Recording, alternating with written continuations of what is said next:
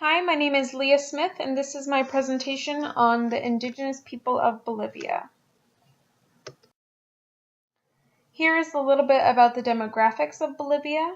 68% of people there identify as mestizo, which is a mix between the indigenous and white European backgrounds, 20% as indigenous, 5% as white, and 44% of census respondents said that they identified in part with some indigenous group, mainly either Quechua or Aymara.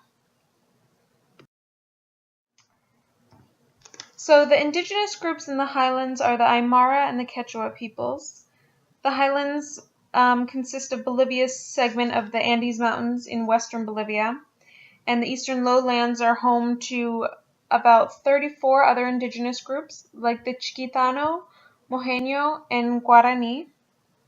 The indigenous people are typically farmers, miners, or cocaleros, who are coca leaf farmers.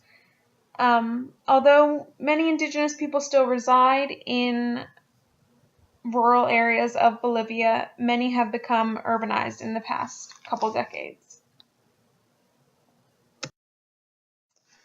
The rights of indigenous people have been a hot topic for a long time in Bolivia because indigenous people have largely been marginalized. But when Bolivia's current president, Evo Morales, was elected in 2006, it was seen as a victory for indigenous people because he was the first indigenous president.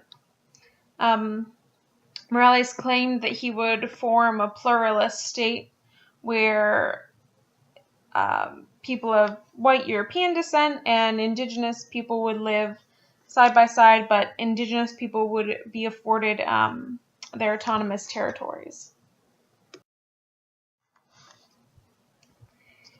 What issues do indigenous people in Bolivia face, and what advancements have they achieved?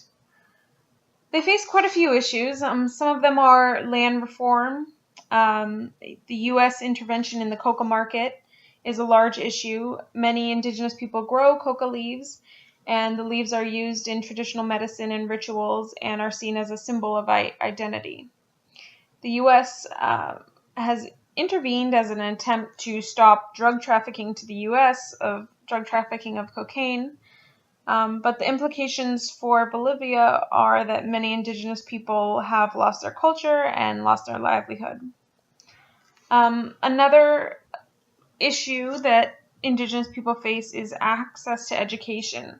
According to the CIA World Factbook, education opportunities are most unevenly distributed in Latin America. Girls and indigenous people and those living in rural areas are the least likely to be able to read and to be able to finish primary school. Some achievements that indigenous people have been able to work towards have been constitutional recognition, bilingual education. That's a major issue because even though Spanish is widely spoken, some of these groups are still speaking their indigenous languages, and also parliamentary representation. Evo Morales and his party MAS have vowed when he was elected to create a pluralist state. Strangely, this ideal is in conflict with two major platforms of MAS.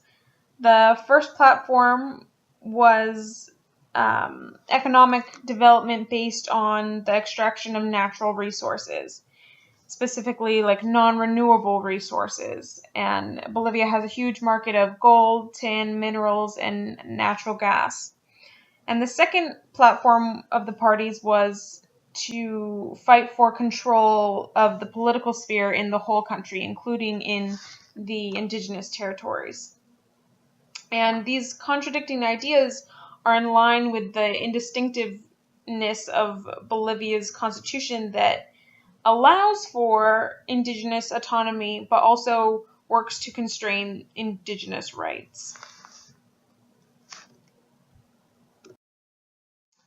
Here you can see that many of Bolivia's natural resources are all along Bolivia's western coast, western border with Chile and right along the Andes Mountains, where many of the indigenous people, the Quechua and the Aymara people, reside.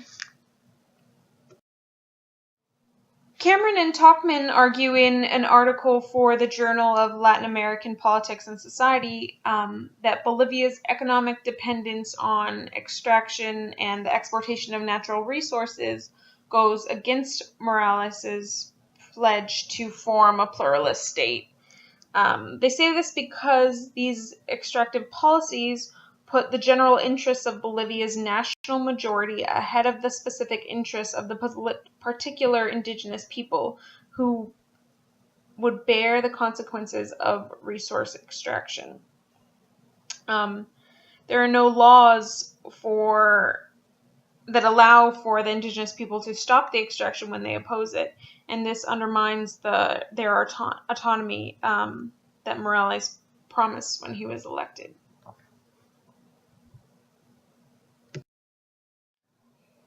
In 2011, Evo Morales proposed the construction of a 182-mile highway through the Isiboro National Park and Indigenous Territory, which is located in the Bolivian Amazon.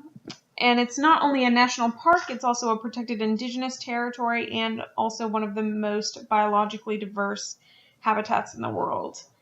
And Morales argues that the highway will bring development to rural parts of Bolivia, but indigenous people there are concerned about deforestation and that the highway will facilitate further exploitation by international oil companies. After the announcement of the highway, violent protests broke out, and Morales ended up calling off the construction only to resume talk of construction later on. Over the past couple decades, indigenous groups have seen some advancements and are gaining strength as a social force. They have fought really hard to retain their rights and their territories through marches and protests, but still it's a constant battle in an ever-modernizing world, and with the country's dependence on the natural resources that are largely found in indigenous territories, it's hard. One of the strongest advancements for the indigenous people of Bolivia has been progress made through international coalitions on the international framework surrounding indigenous people. And hopefully through the work of different organizations like the UN, the Organization of American States, and the International Labor Organization, indigenous people of Bolivia will hopefully have a bright future.